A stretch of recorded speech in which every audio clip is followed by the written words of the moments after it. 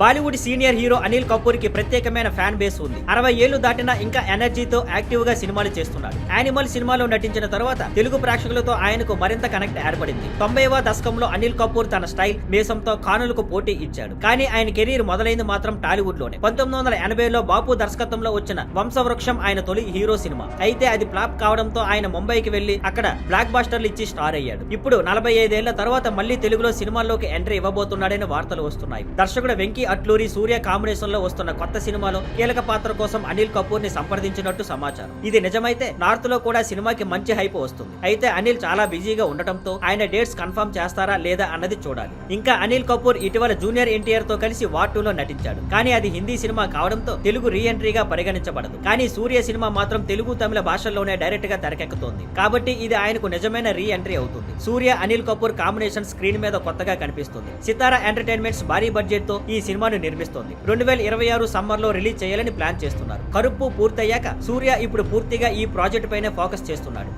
Thank you for watching. Please like, share and subscribe.